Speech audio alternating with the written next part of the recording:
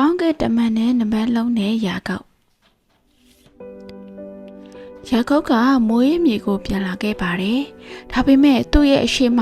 ရန်ကျွေးပြန်ဆက်ရမယ့်အကိုဤတော်ဖြစ်ရှိနေပါတယ်။ယာကုပ်ကကောင်းကင်တမန်နဲ့နံပါတ်လုံးခဲ့ပါတယ်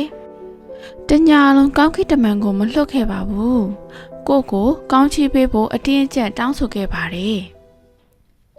ယာကုပ်ကဦးလေးလာပန်အိမ်မှာနေပြီးအရန်ကြာအနှစ်20အထိပြတ်သန်းခဲ့ပါတယ်။ယာကုပ်ကအိမ်ကိုအရန်လွှမ်းနေခဲ့ပါတယ်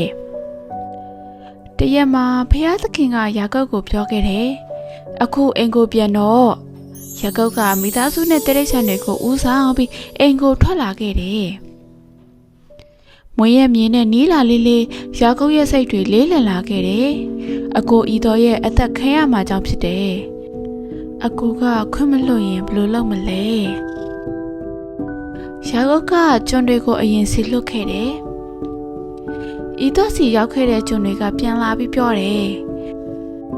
အကူကကျွန်းအရောက်400နဲ့အတူသခင်ကိုတွေ့ဖို့လာနေတယ်ဒုက္ခပဲအကူကငါ့ကိုတတ်မဲ့ပုံပဲယာကုပ်ကဖျားသခင်ကိုဆုတောင်းတယ်ကျေးဇူးပြုပြီးကျွန်တော်ကိုစောင့်ရှောက်ပေးပါ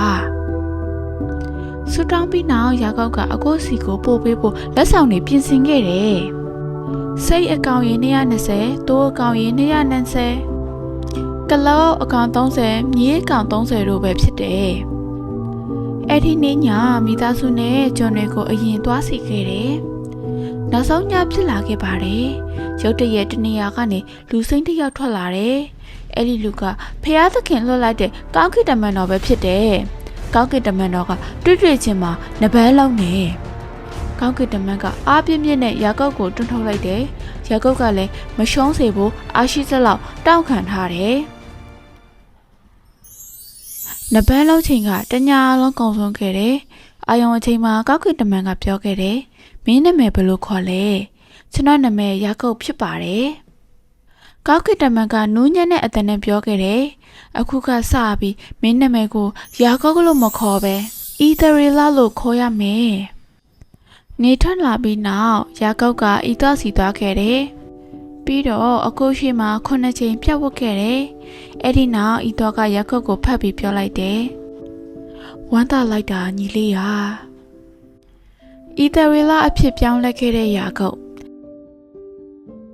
ဖျားသခင်ကအာရန်ကိုအေဒင်ဥယျာဉ်ထဲကတိရစ္ဆာန်တွေကိုနာမည်ပေးဖို့ပြောခဲ့တယ်။ဒါကတော့လူသားကတိရစ္ဆာန်တွေကိုဥဆောင်နေဆိုတဲ့အဓိပ္ပာယ်ဖြစ်တယ်။ယာကုပ်ကကောက်ကင်တမန်စီကနေအီသရီလာဆိုတဲ့နာမည်တစ်ကိုရရှိခဲ့တယ်။နောက်ထပ်ဘယ်သူမှယာကုပ်ကိုမဥဆောင်တော့ပဲဖျားသခင်ကပဲသူ့ကိုဥဆောင်နေဆိုတဲ့အဓိပ္ပာယ်ဖြစ်တယ်။နောက်ထပ်သူ့ရဲ့ပုံသဏ္ဍာန်ဖြစ်လာခဲ့တယ်။ယာကုပ်ကအီသရီလာလူမျိုးရဲ့ကိုယ်စားလှယ်တစ်ယောက်ဖြစ်လာခဲ့တယ်။